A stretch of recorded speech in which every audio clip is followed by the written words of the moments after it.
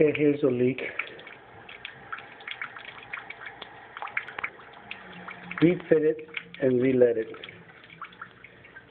Coming off the sanitary Y.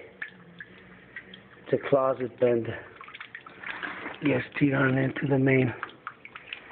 And it's looking pretty bad. It releases. It releases raw sewage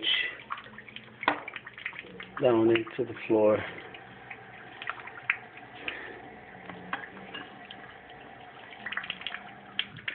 Where the water hose is.